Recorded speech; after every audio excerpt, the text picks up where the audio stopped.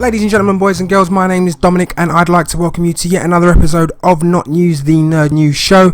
We've got quite a few things to look at today, so let's get into it. First up on the show, it looks like we are going to have a new Iron Man in the comics.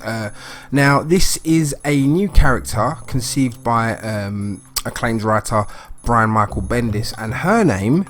That's right, I said her name is Riri Williams, and she's actually a 15-year-old teenage girl of colour, which is pretty cool for Marvel to do. You know, I know a lot of people aren't big fans of all the quote-unquote SJW changes that are happening with comics, but I mean, if you go way back to the 60s, Marvel has always been on the forefront of inclusion and making sure that everybody that buys their comics feels like they can be represented in some way. So I actually personally think it's pretty cool, and I don't know if you've seen pictures of the armor and how she's going to look. I mean, it's going to be a very different Iron Man, and of course Tony Stark is still going to be there, and Tony Stark will be back. So, you know, don't get your knickers in a twist. It's not the end of the world as we know it, but it will be cool to see what direction they take this character in. As I said, the name is Riri Williams. It looks pretty cool so far. So basically, yeah, that's it. Riri Williams, she will be the new Iron Man for the foreseeable future. I mean, again, it's part of a wave of changes Marvel have made with their character diversity, but again, I wouldn't fret too much, because those original characters who you know and love,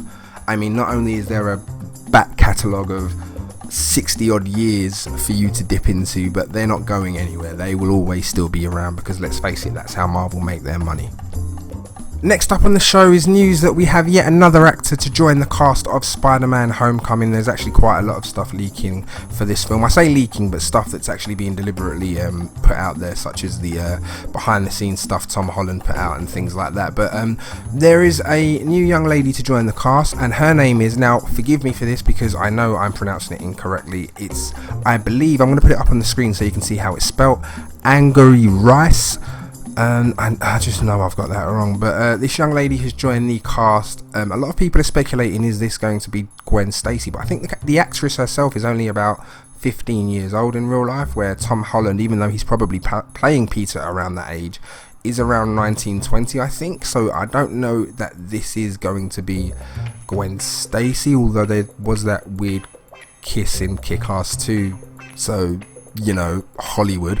But anyway, that's just the latest that's just the latest actress, whatever you want to call it, to join the cast. I mean, recently we got news that Michael Mando had joined, and if you're a gamer, you'll know him from Far Cry 3, who played Vass. He was fantastic. He's also in Orphan Black and Better Call Saul. I'm guessing, as he does it so well, he'll be playing a villain, but I don't really know.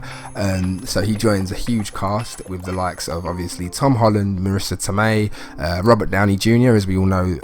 Iron Man will be featuring in the film as a cameo.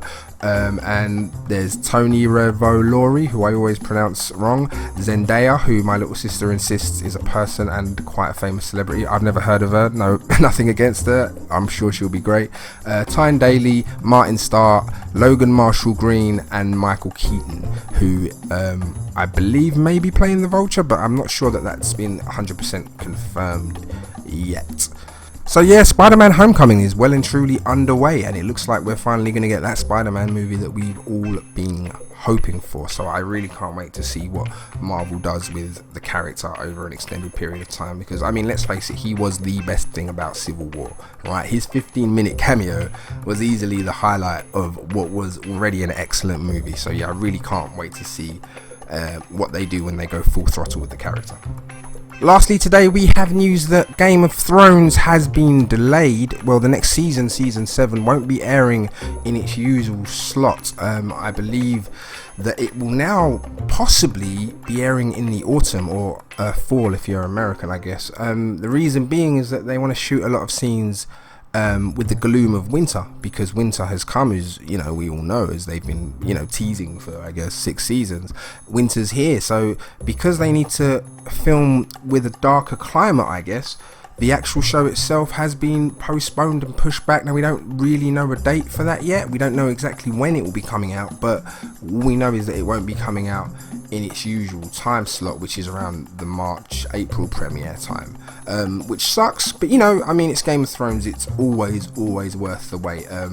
I can't wait for the next season, honestly. I don't want to get into any spoilers or anything here. I might do another video where I just discuss seasons past and everything that's happening in the books and what we can expect from Winds of Winter, because having read all of these books and just being so involved and invested in the lore of this world, I just want to talk about it all the time, you know. So yeah, season 7 delayed due to wanting the proper weather conditions that will allow them to actually realize the world they're trying to create.